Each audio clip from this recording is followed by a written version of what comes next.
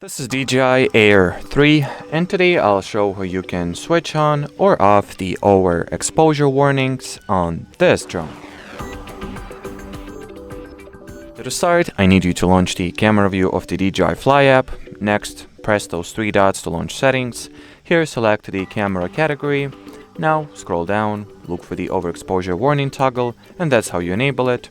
And if you are irritated by those warnings or you simply do not find them useful and, well,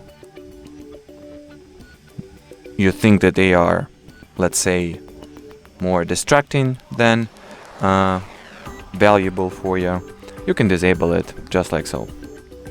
And well, as far as this video goes, that'll be it. So should you have any further questions, leave them in the comment section below.